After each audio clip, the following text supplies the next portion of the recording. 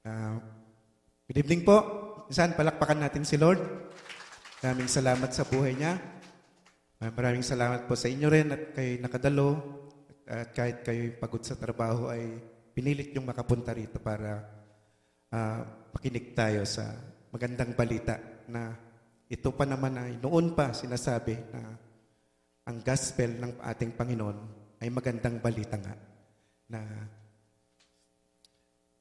tayo po ay tumayo muna at basahin natin ang ating text sa Matthew 24:35.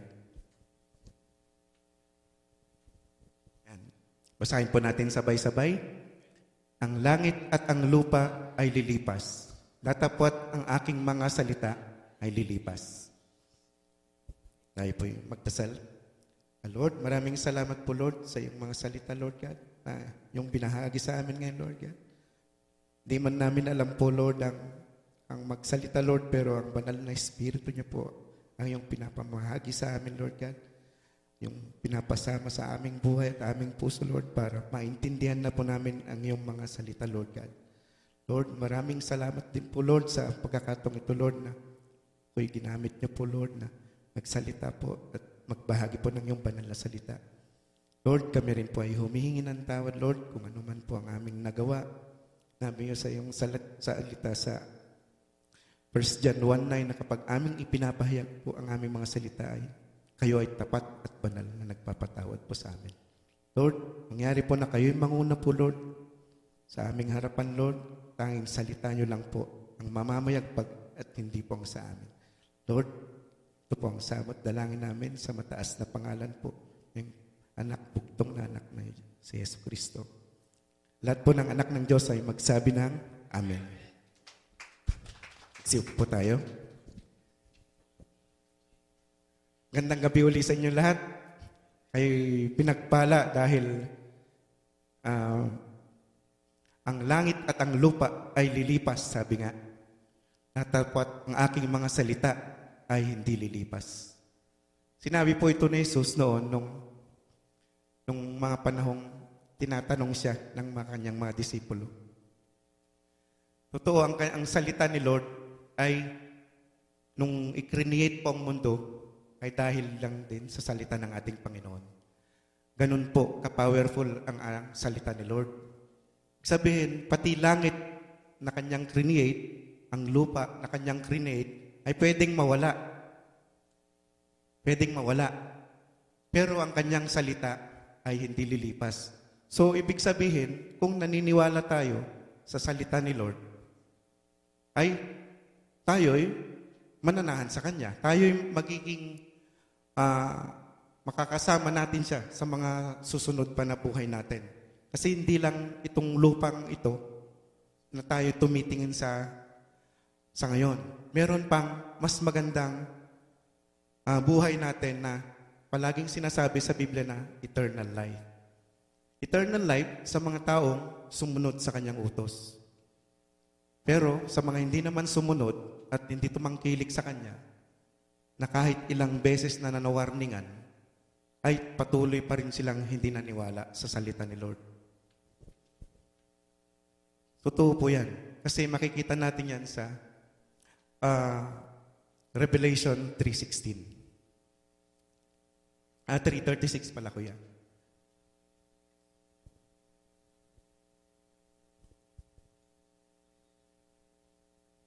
Revelation 3:36. Na kapag ang Panginoon natin, lahat ng authority ay binigay niya rin sa kanyang anak. Lahat ng authority niya, si Jesus Christ po yun. John 3:36, kuya. Basahin natin bago tayo lumipat sa isang verse. Yan. He that believeth on the Son hath everlasting life. So, tuloy, sinabi uli, kung sino man po ang naniniwala sa aking anak, ay magkakaroon ng habang buhay. And kung sino man ang hindi naniniwala, ay hindi na makakita ng buhay pa. Sabihin, mamamatay na siya dito, pagkatapos siya mamatay, another death uli. Kasi, yung galit ng Panginoon ay napunta na sa taong mga hindi naniniwala sa kanyang mga salita. Ganun po ka-powerful ang salita ni Lord. Ganun po ka-powerful. Kaya, ganun na lang. Katulad po ng isang ama ho, na minsan, for example, yung isang ama ng bahay, aalis siya ng malayong lugar. Nagbibili niyan. Bibilinin niya yung panganay, yung ikalawa o yung ikatlo na anak. So, bibigyan niya lahat ng mga trabaho yan. Ito ang gawin nyo. Ito ang gawin nyo, number 1, sabi ng ama. Umuo naman ng umuo yung panganay, pangalawa hanggang sa pangatlo. Ngayon, so matagal po na nawala yung ama, siguro nagtrabaho sa ibang lugar, trabaho sa ibang bansa, or sana may pinuntahan po na hindi niya sinasabi kung kailan siya darating. So nung pagbalik niya, yung mga binilin niya, nakuha niya, hindi ginawa ng mga tao, ng mga anak niya.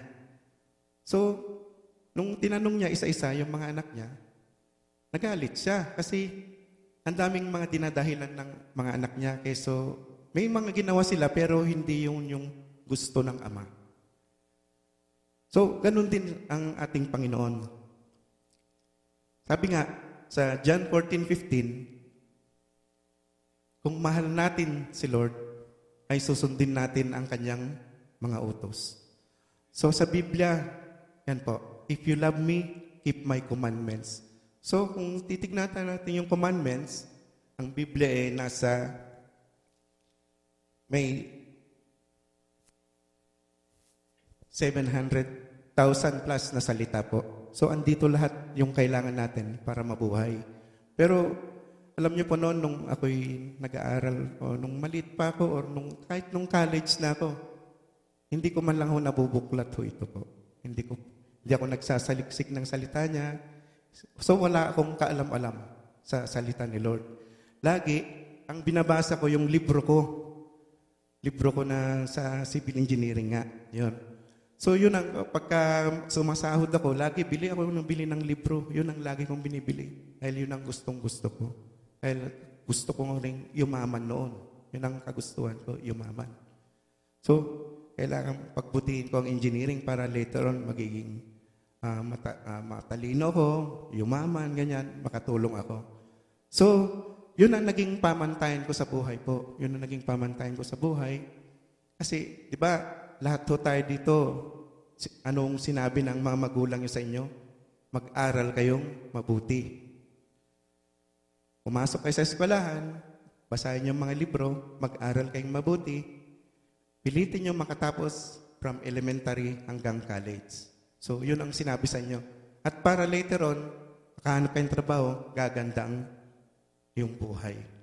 At from there, gaganda ang yung future. So, halos siguro lahat tayo ganun ang sinabi ng ating mga magulang sa atin. Pero kung titignan nyo, wala man lang magulang na nagsabi na magsilbi kayo kay Lord. O pag-aralan nyo ang kanyang mga salita dahil dyan ay buhay. Magkakaroon kayo ng buhay na walang hanggan sa pamamagitan ng kanyang salita. So, ganun ang naging sistema ng mundo. So, lahat, very busy lahat ang tao. Nagtatrabaho, nag-aaral. Pero wala man lang, bihira po yung pumupunta na ang pinapag-aralan ay ang Biblia. So, kanya-kanyang filosofya tayo. Yung pag may natutunan kayo na idea, ay tapos bagong idea yan, tapos parang okay sa inyo, pinapag-aralan nyo yung filosofya na yan. O yung mga traditions yan na noon pa man na ginagawa ng ating mga ninuno. So makikita natin sa Colossians 2:8. Kuya, tignan natin. Yung mga bagay-bagay na pinagkakaabalan pala natin, ay later on magiging walang kwenta yan. Yan. Sabi sa Colossians 2:8, beware lest any man spoil you through philosophy and vain deceit, after the tradition of men, after the rudiments of the world, and not after Christ. So, ibig sabihin yan, busy tayo sa mga, yung bang magpapagalingan tayo, di ba ganun ang buhay ngayon? Kaya merong ang The Voice, merong American Idol. So, in the name of yung fame, yung kasikatan. In the name of money din yan. In the name of yung parang gusto nating makamtan ang mundo. At bihira ang nagsisik na ang Panginoon ang una niyang isisik.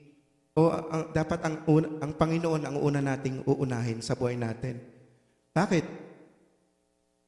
Dahil siya ang may gawa sa atin. Purpose niya lahat kung bakit andito tayo sa mundo. Katulad doon ng inventor. Yung inventor, bago niya gawin ng isang bagay, iisipin niya yan kung anong magiging purpose ng bagay na yan. Iisipin niya kung anong magiging use ng bagay na yan. So lahat inaayos niya yan, pinagplanuhan niya yan. Lahat, pwedeng iginuhit pa niya yan, ipinakuha niya pa sa patents office para magkaroon ng license yan at para hindi mapeke o pwedeng agawin ng ibang mga mamimeke ng patents. Patents ang tawag doon pagka na-apply mo yung invention mo eh. So ganun din si Lord, ginawa niya tayo in His own image. Ginawa tayo ni Lord na tayo ay imahe ng ating Panginoon. So, ngayon, kung titingnan nyo, ano ba yung mga pinagkakaabalahan nyo ngayon? Later on, hindi nyo madadala yan sa langit. Yumaman man kayo ng yumaman, hindi nyo madadala yan. Na parang, kuminsan, ang ating focus lagi, pera. Totoo nga, yung mga kasama ko sa opisina, pagka nawalan kami ng overtime na isang araw lang, nagkukan sila, ang sama-sama ng loob nila. Pero kung ayain ko dito sa simbahan, hindi sila pumupunta. So, ang ginagawa ko na lang, pinapamahagi ko itong mga nakukuha natin na verses dito kada Friday. So, yun ang ginagawa ko sa kanila. So, talagang nung una pa man, namulat na tayo sa maling katuruan. Yun ang masasabi ko. Ako nga po, pag nag-usap kami ni Pastor, sinasabi ko, dapat pala ang salita ni Lord ang nauna na sa atin. Hindi yung sistema ng mundo.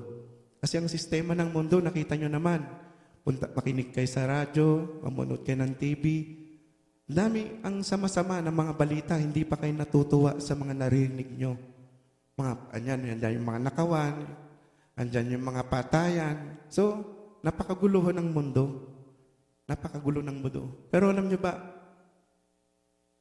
kahit gaano kagulo ang mundo, si Jesus Christ na pagtagumpayan niya na lahat yan. Sa John 16:33, makikita natin po yun.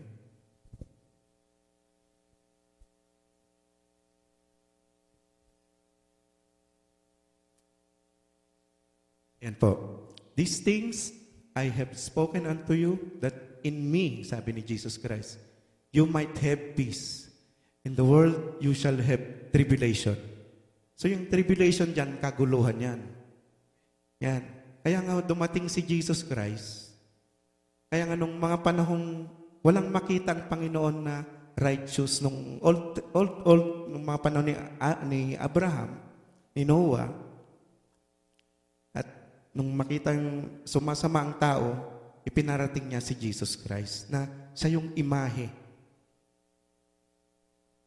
ng ating Panginoon. Siguro, bakit si Jesus Christ? Sino ba si Jesus Christ ho sa atin? Si Jesus Christ. Noon, actually, nung nasa Catholic ako, hindi ko po alam ang alam ko lang si Jesus Christ is just a name.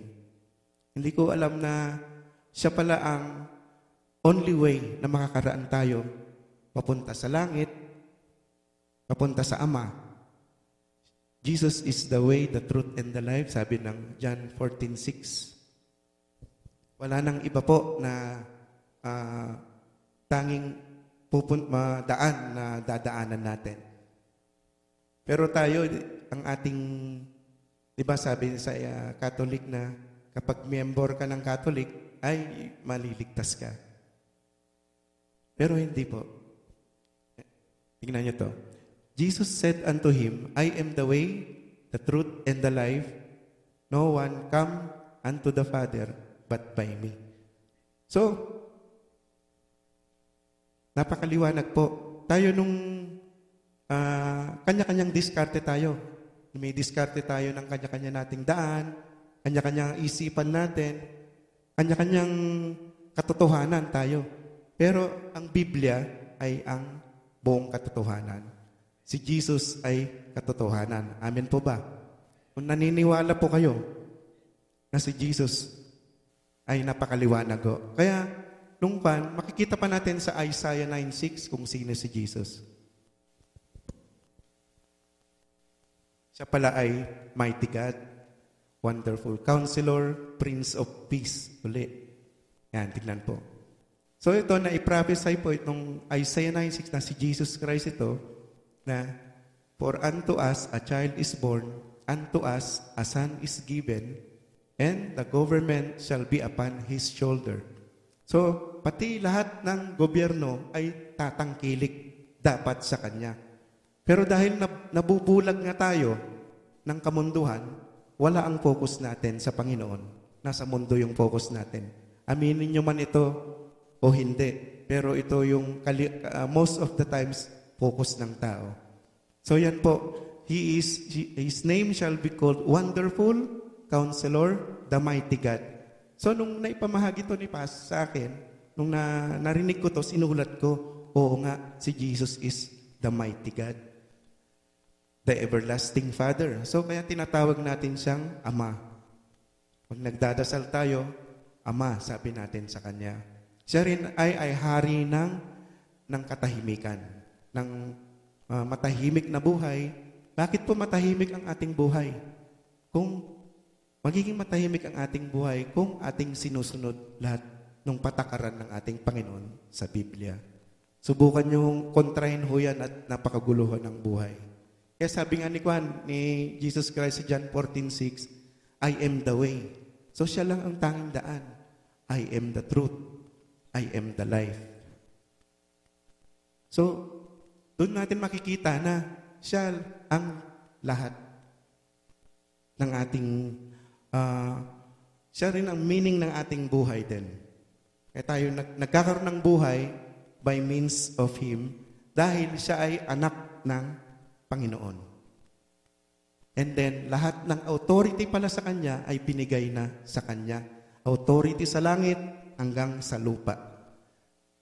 Makikita natin to sa Matthew 28, 18 to 20, kuya.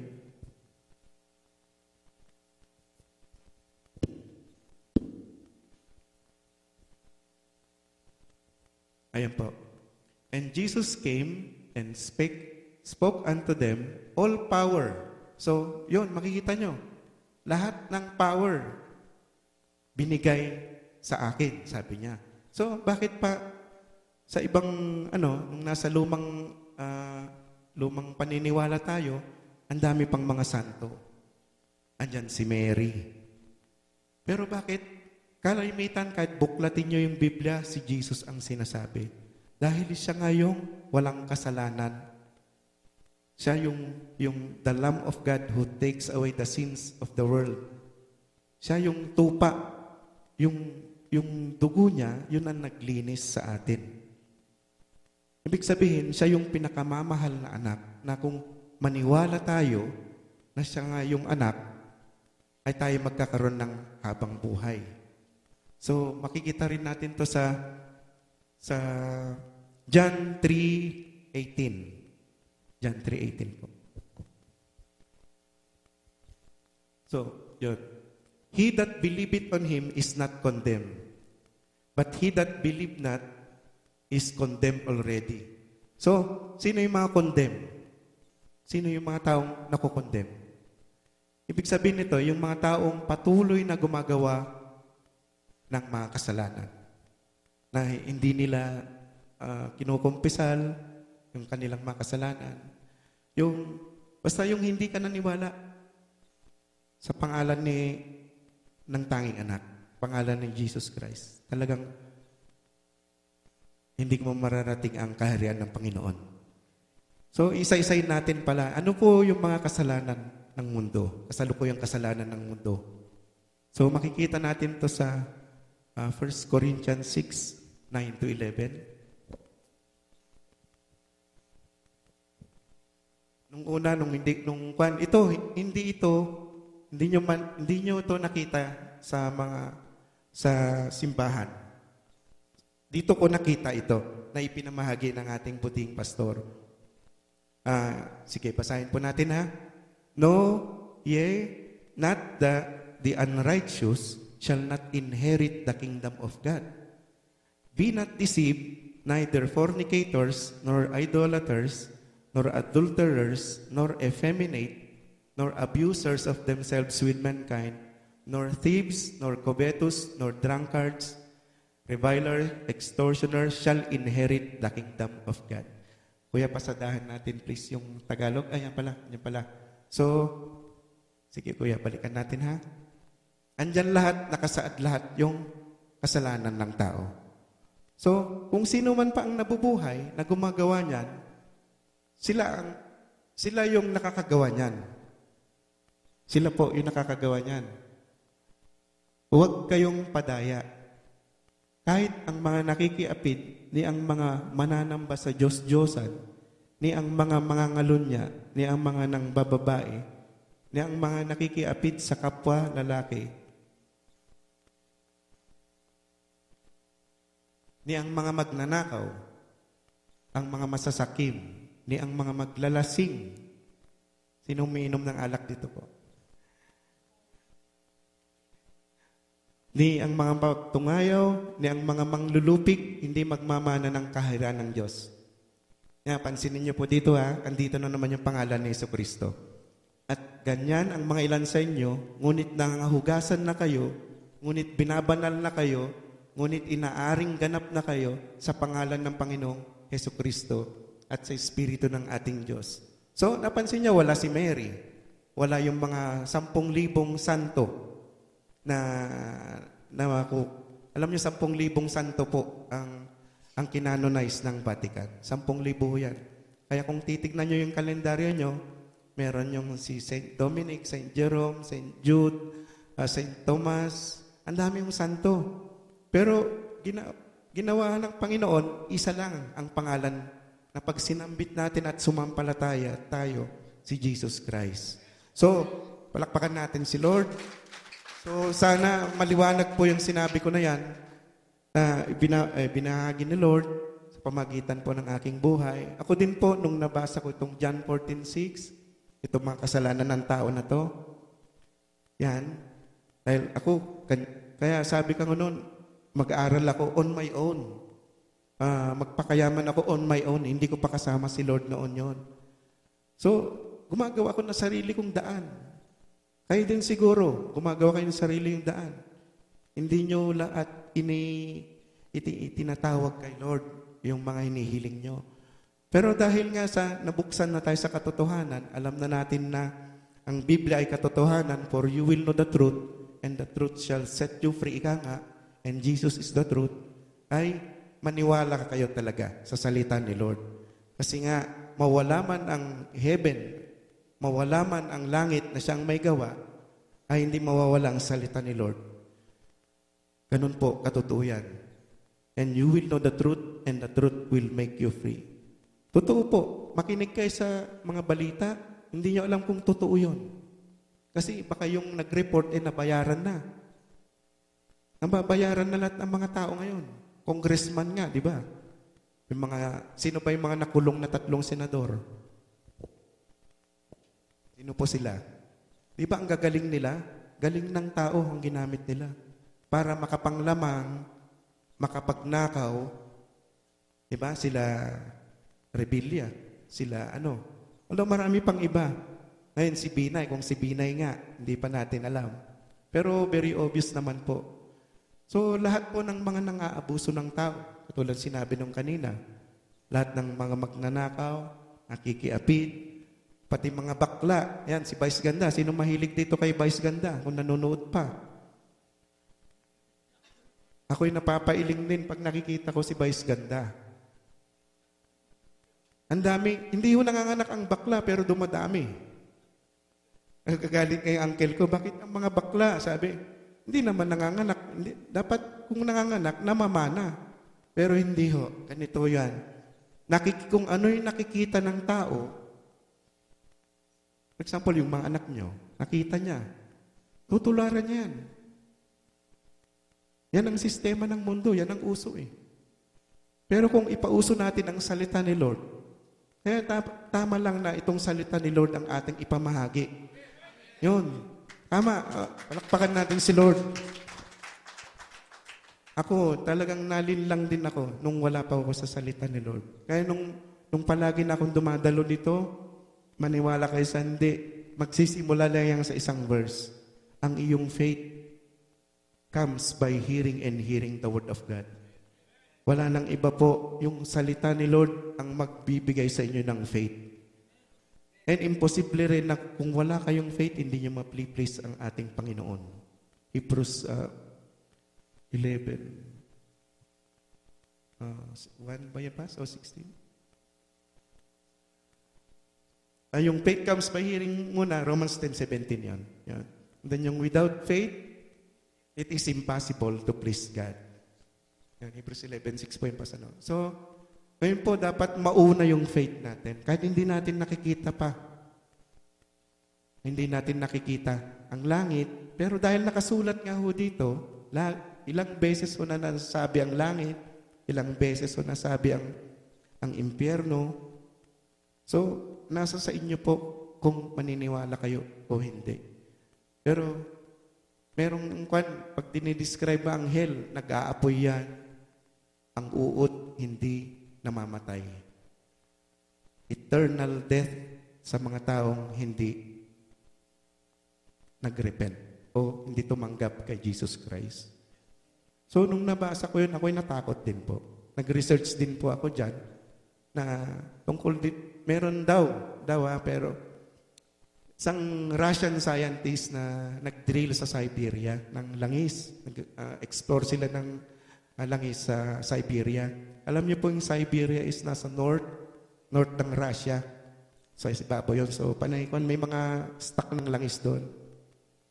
Ewan ko kung propaganda ito o hindi totoo o totoo, pero nakasulat naman sa Biblia na andun ang heaven and hell. Wala hong purgatoria, wala ho, mamaya tignan natin yan. So, ikon ko yung kwento ko ha. Yung Russian scientist na yon ay hindi naniniwala sa Panginoon. So, nag-explore sila, nag-drill sila sa ice. So, humukay sila ng malalim na hukay. So, malaki yung butas, siguro mga 60 or 1 meter diameter. So, yung malalim na yung nahukay nila, so, nagdiri-drill yun parang malaking electric drill. Isipin nyo na lang yung malaking electric drill. So, nung malalim-lalim na yung nahukay nila, tumigil po yung makina, nakabago-bago. Nagtaka yung scientist, ba't tumigil? So, naglagay muna sila ng temperature thermometer. And then, naglagay din sila ng mic. Yun, ayon sa kwento yun ha. And then, habang binababa uli yung mic saka yung thermometer para makuha nila kung gaano kataas yung temperature. Then, may recorder pa sila. Then, nagulat sila, nung i-play nila yung ni-record ng recorder, milyong-milyong tao na umiiyak, na humihiyaw. At hindi nyo maipaliwanag kung minsan ihanapin namin sa sa at i-play natin. Yun.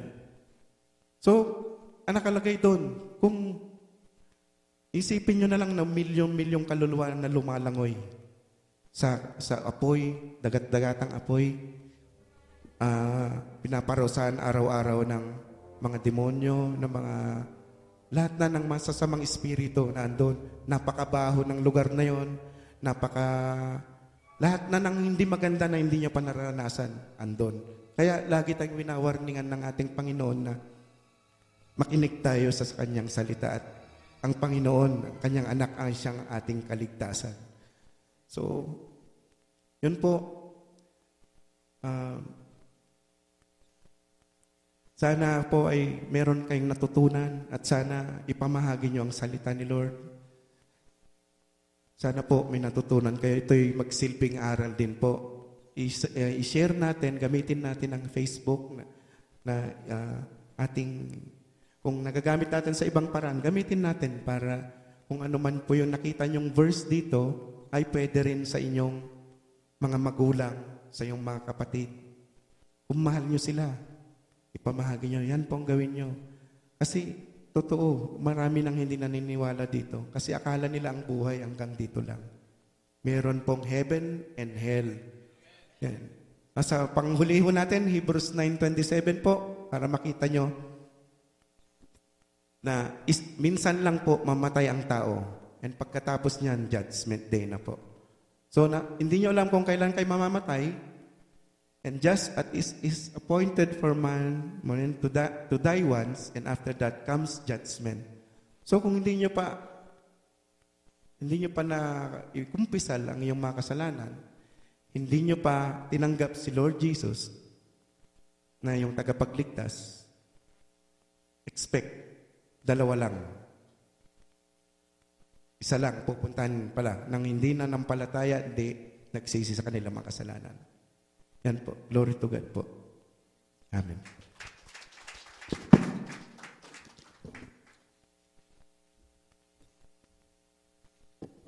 Praise God. Nakaka-bless po. Palpakan natin ang Panginoon sa buhay ni Kuya Alan. I am so blessed. Sabihin mo sa katabi mo, I am so blessed. Praise the Lord. The text, the Word of God, is very powerful because Jesus talks about the end times. His second and last coming to earth. Amen? Handa na ba tayo sa pagbabalik ng Panginoon? Sure? Sure ka na ba? Sabihin mo sa katabi mo, sure ka na ba?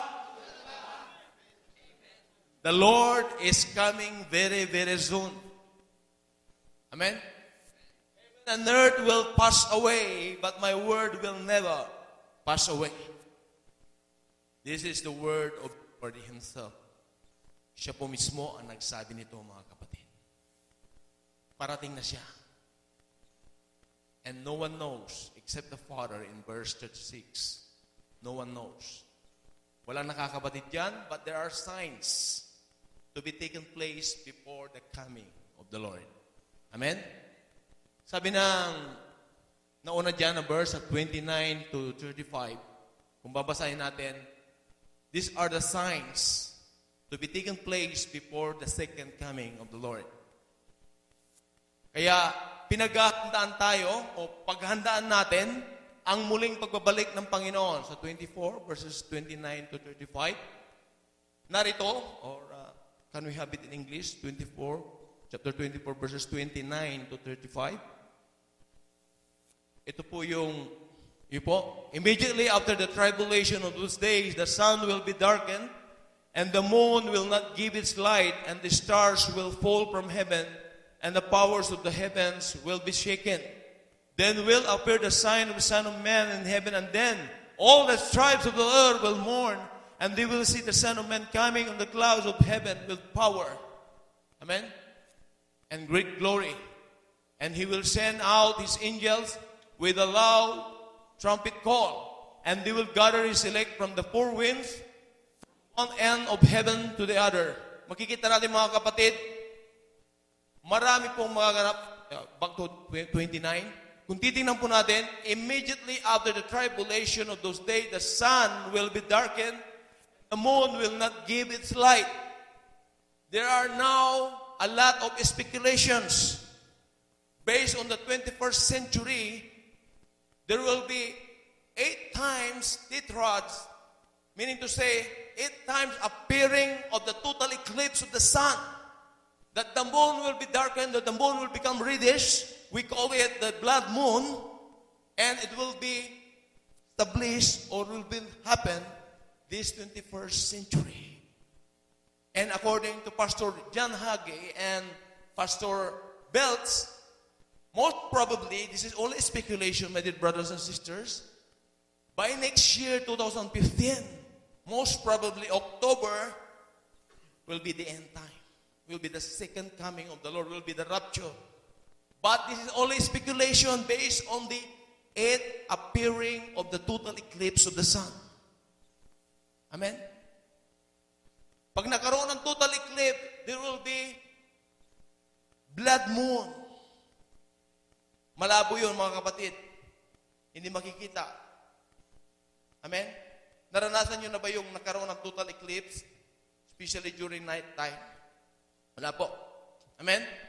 And ito pa yung isang speculation that this year, 2014, by December 16 to 21, there will be 6 days total darkness. 6 days total darkness. 6 days total darkness. Nangyayari, mga kapatid, yung mga ibang signs. But still, all signs for us to be awakened. For us to be ready and prepared ourselves for the second and last coming of the Lord. That is the rapture time. Who wants to be raptured? Amen? We have to be prepared. The coming of the Lord, no one knows, only the Father in verse 36. No one knows except the Father. But there are signs. Jesus has given us signs for us to be prepared for His second and last coming to earth. We will not prepare ourselves, then we will be left behind. I believe wala pong may gustong maiwan. Sino pong gustong maiwan? When Christ returns, ikokot up tayo. Ikakats away tayo ng Panginoon. Kung darating siya ngayon, at walang maiwan dito, glory to God. Dahil lahat po tayo ay isasama niya sa langit. Amen? Sabi ng 1 Thessalonians chapter 4, verses 16 to 17, this is the rapture, na sinabi ng Panginoon, na kung saan tayo po ay maghanda. Dahil ganito po yung mangyayari during the rapture time, the second coming of the Lord. The second and last coming of the Lord. Ang sabi ng Lord, 1 Thessalonians chapter 4, verses 16 and 17, ganito po yung mangyayari. Yala po. For the Lord Himself will descend from heaven with a cry of command, with the archangel call, and with the sound of the trumpet of God, and the dead in Christ will rise first.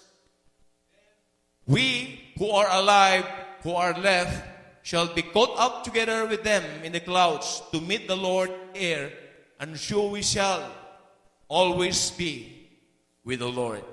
Amen? Napakaganda po. Who wants to be raptured? Amen? Tayo po, mga kapatid, ang mararaptured. Kung tayo ay patuloy, mga kapatid, na kanyang pagdating ay gumagawa tayo ng kalooban ng Panginoon. Hindi tayo gumagawa ng outside ng kalooban ng Panginoon. And then, we will be entitled for that rapture. Amen. Tayo po ay kukunin. Para bang nandito ka ngayon, para kang point, papapasama ka na nandoon, papuntang langit. Amen. Pag ikaw ay naiwan dito, at yung katabi mo ay nawala, ang ibig sabihin, you will undergo great tribulation. Amen? Na kung saan si Satan yung maghahari. Amen? That time, the salvation will become by works. Amen? Now, salvation is by grace of God, by the grace of God, through our faith in Jesus Christ. Nakakasama mo pa yung mga believers. Nakakapagpalakasan tayo. Pero pagdating ng rapture after that, there will be great tribulation, yung mga left behind, yung mga maiwan dito. The salvation will become by works. Paano sila magsisigasig pa? Lahat ng mga naiwan dito, makademonyo na. Amen? Mga diablo na yung mandyan. Saan ka makikita o titingin ng halimbawa mo para ikaw ay maligtas? Wala na, mga kapatid. Mahihirapan na. Kaya this time, mga kapatid, nais ang Panginoon sa buhay natin na paghandaan natin sapagkat heaven and earth will pass away, but His word will never pass away. Heaven and earth, according to the Bible, there are 3 heavens na nabanggit. The first heaven is the Himpapawid, and the place wherein the stars and moon is the second heaven. And the third is the above, that the place of sun and moon. This immediate place of God. Amen? The immediate presence of the Lord. Amen? Yan po mga kapatid ay mawawala, sabi ng Lord. But my word will never pass away. Because His word Himself is Himself. Amen? Siya yan mismo, mga kapatid.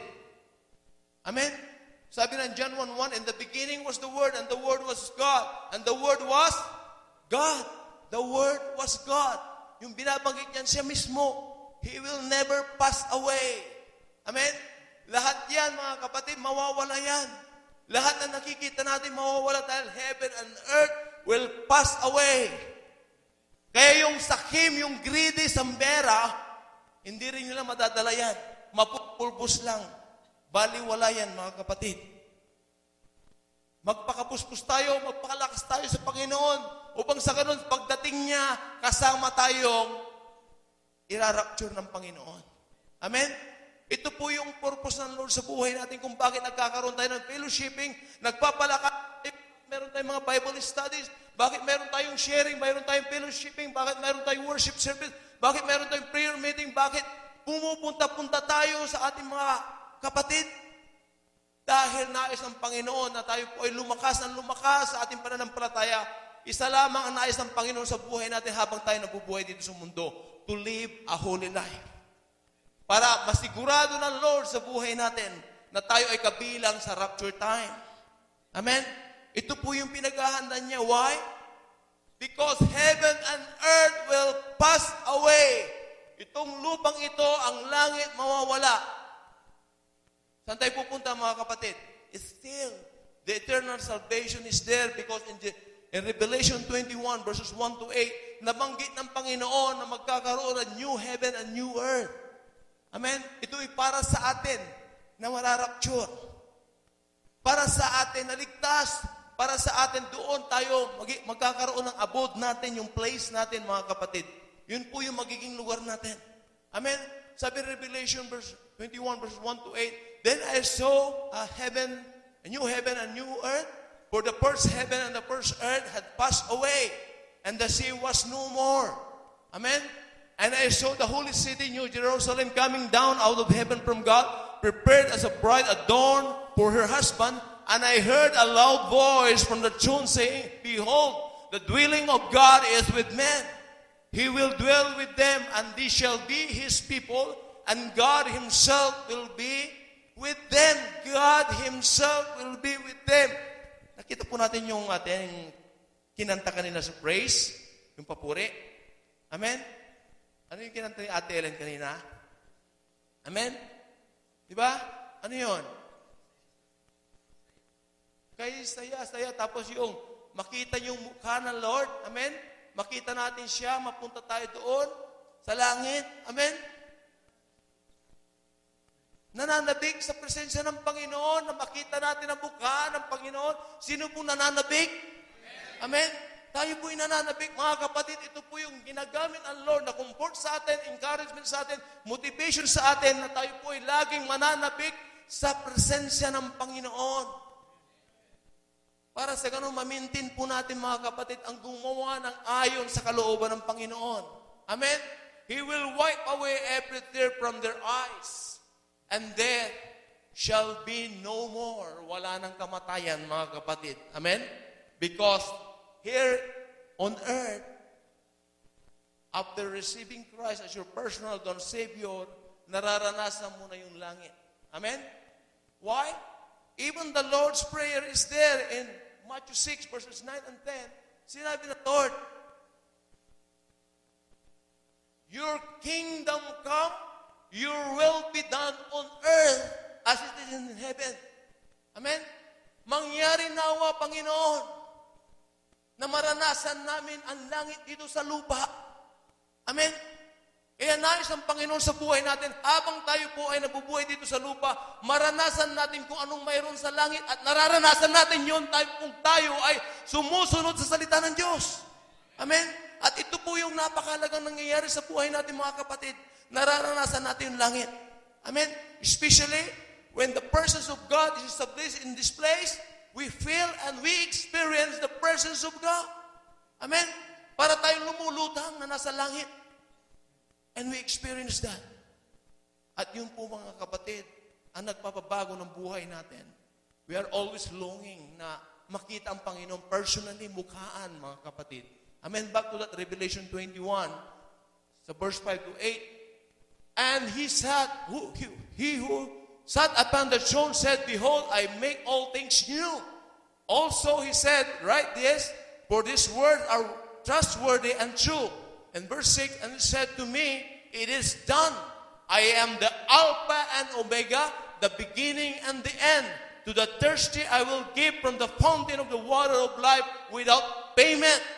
That is why it is a must. It is a very important thing na ang bawat nilikha ng Diyos ay umpisaan ng Panginoon ang kanyang buhay at tatapusin ng Panginoon.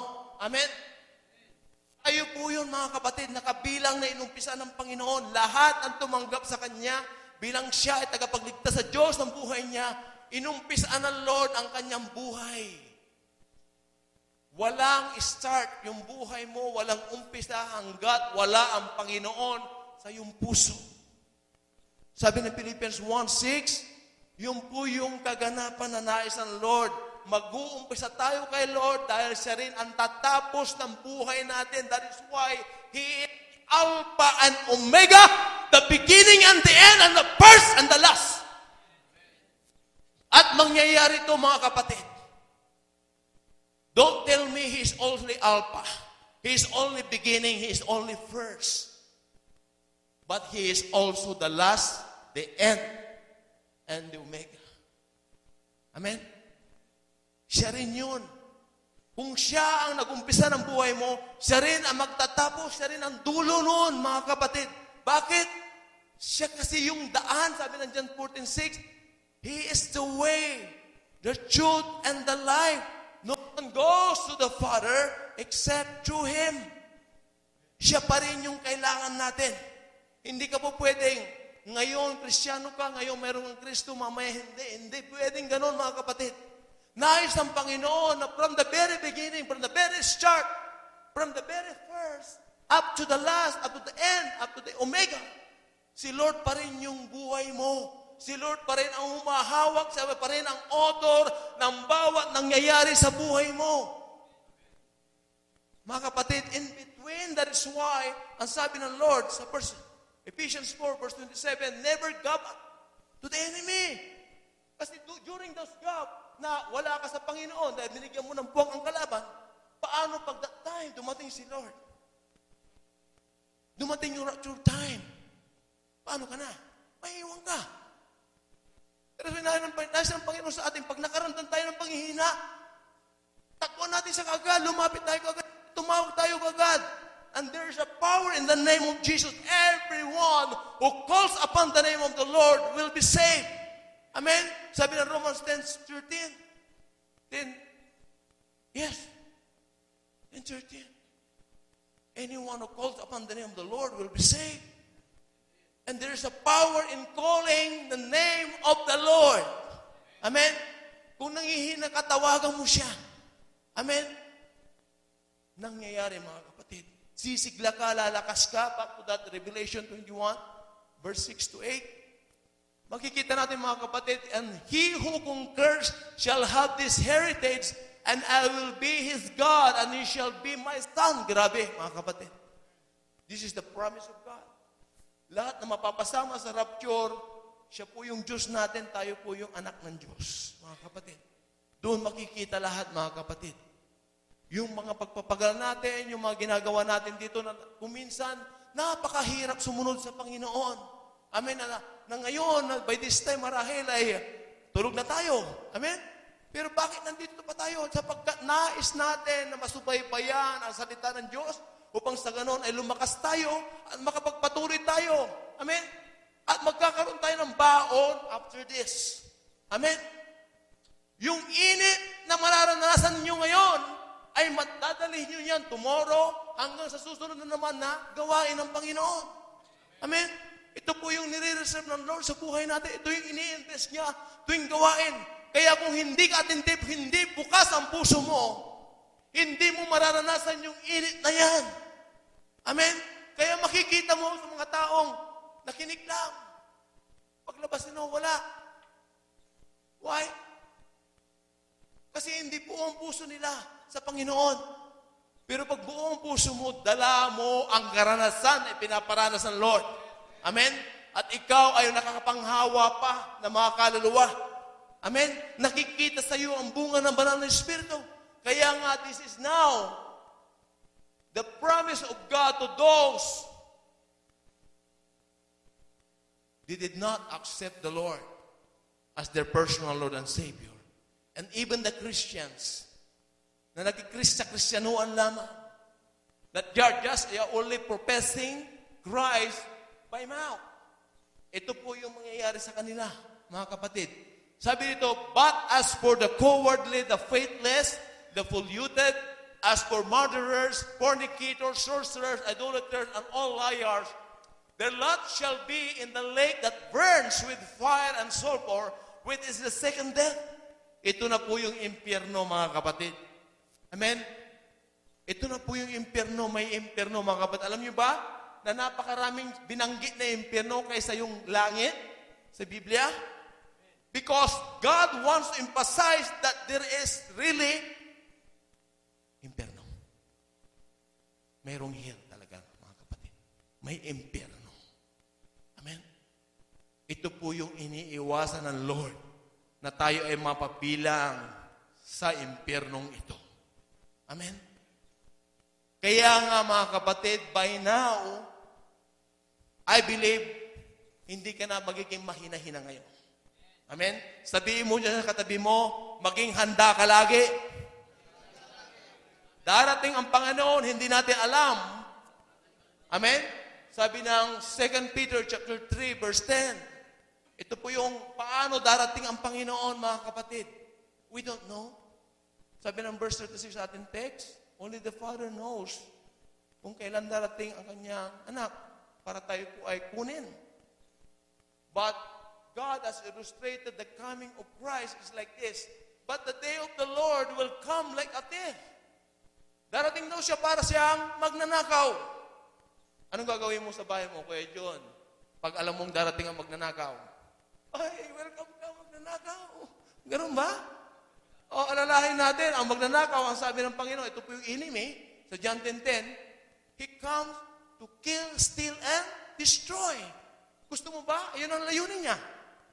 Wawasakin ka, papatayin ka, lahat, kukunin niya sa'yo, nanakawin. Gusto mo? No, amen. Amen? But, sabi ng Lord, Jesus came to give you a new life and the abundance of that life. Amen? Kung siya yung dumating at tinanggap mo yung dumating na yan, yung first coming ng Panginoon, tinanggap mo siya. And then siya yung nagbigay ng buhay sa iyo. Hindi lamang basta buhay, sabi ng Lord, abundant life. Ano ba yung abundant life? Amen? Masagana. Amen? Tingnan mo yung katabi mo, pati mukha niya, sagana. Amen? Ganun po, mga kapatid, ang tunay na Kristiyano. Sa mukha pa lamang ay nandun na yung glory ng Panginoon. Amen? Masagana na. Abundant na. Pati yung ulo, abundant. Amen? Glory to God. Ito po yung nais ng Lord sa buhay natin. There are always two. Sabi nga doon sa acronym ng death. Death is departure from earth, arrival to heaven, or to hell. Which one? Make your choice. Amen? If you are pro to Christ, welcome, my good and faithful servant. If you don't have Christ, I don't know what will happen to you, but God said, kumukulong apo yun, mga kapatid, ang ating paruroonan. Amen? Pero kay Lord, wala nang iyakan, wala nang kapaguran, kundi pagpupuri at pagsamba na lamang gagawin natin. Wala nang kagutuman, wala nang diet, wala nang magluluto, wala nang kailangan pagkain doon. Amen? At hindi mo nakilala ang bawat isa. Amen? Hindi mo nakilala yan. Pantay-pantay na tayo doon na magpupuri sa Panginoon. mawawala na tayo ng consciousness doon. Amen? Tayo ay magpupuri na lang sa Panginoon. Amen? So let's all stand. Sino po yung gustong dalhin ng Lord sa langit? Lord, kami ay gusto namin, Panginoon. Gusto namin, Panginoon, na isama mo kami, O God. Lagi mong tinatanong sa amin, Panginoon, by showing that those signs, sometimes we feel an earthly tribulation, the problems, the trials, the struggles in order for us to be reminded that you are coming very, very soon. Lord, we are eagerly waiting for you. Nananabik kami, Panginoon, na dumating ka na, O God, sa buhay namin. At ito po yung nais mo, Lord, na magkaroon kami ng kasabikan. Every day of our life, Lord, Lord, parating ka na. Nananabik kami, Panginoon. Lord, palakasin niyo ang aming pananampalataya. Bigyan niyo kami ng puso na handang sumunod lagi sa iyo, Panginoon. Dahil, Lord, sinabi mo, Panginoon, na pag kami, O God, ay umalis sa iyong presensya, Panginoon, mapupunta kami sa impyerno. Panginoon, salamat sa gabing ito. Hindi mo lang kami tinuruan, kundi, Lord, binigyan mo kami ng awakening, Panginoon. Na totoo, Panginoon, ang pangako mo sa buhay namin. Kung bakit, Lord, nais mo na kami ay magpagal. Kung bakit nais mo, Panginoon, na kami, O God, ay mapuspos ng salita mo, makasunod sa salita mo, Panginoon. Dahil darating ka, Panginoon, at malapit na, Panginoon, ang pagdating mo, O God. At nananabik kaming lahat, Panginoon. Kaya nga, mga kapatid, ito yung paghahanda ng Panginoon sa buhay natin. Sabi ng 1 Corinthians chapter 6, verse 19, for our body is the temple of the Holy Spirit. Ang ating katawan ay templo ng banal na Espiritu ng Diyos.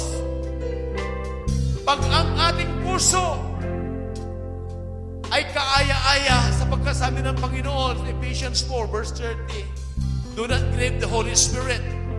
Huwag mong palungtin ang banal na Espiritu, sapagkat ang katawan mo ay templo ng banal na Espiritu ng Diyos. Templo ng banal na Espiritu ng Diyos na ayaw ng Panginoon na siya nalulungkot sa templo na yan. Kaya Lord, loobin mo ang buhay namin ngayon, O God. Kung mayroon kang nakikitang karumihan, mayroon kang nakikitang hindi kaaya-aya, Panginoon, Lord, maging kaaya-aya nawa, Panginoon, ang iyong puso. Loobin mo, Panginoon, ang buhay namin sa oras na ito, Panginoon. Gawin mong kaaya-aya na maging templo mo, Panginoon, at manahan ka lagi. At masiyahan ka, Panginoon, at hindi ka malulungkot sa buhay namin.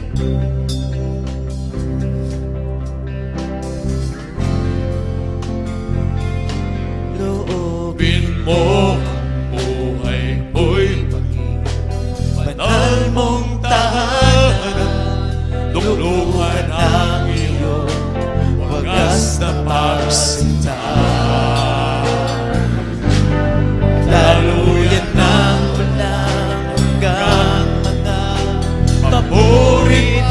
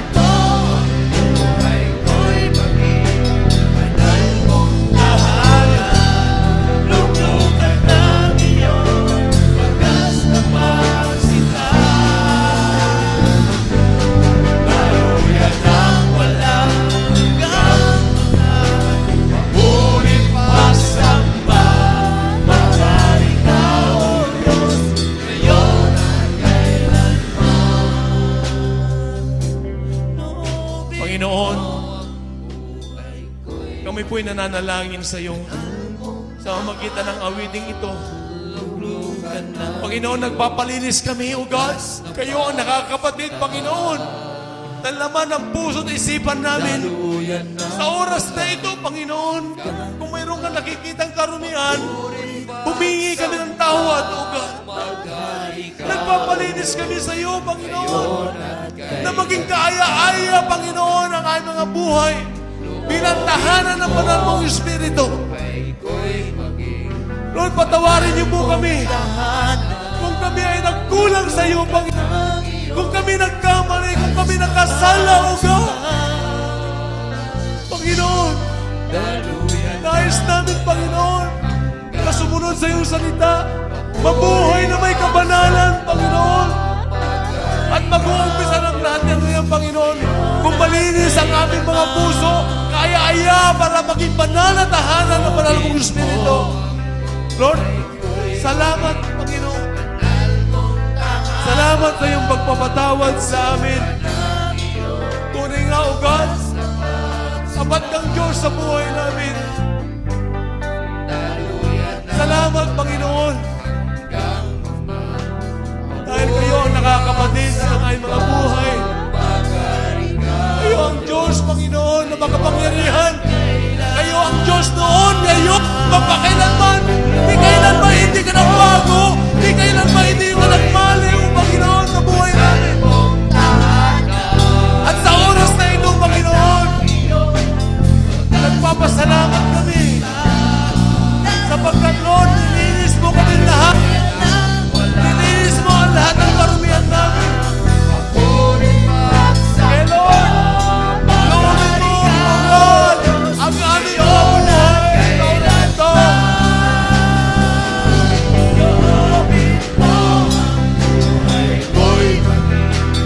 Mahal mong tahanan, lukuhan ng iyong wagas na pagsinta. Daluyan ang hanggang maburing pagsamba.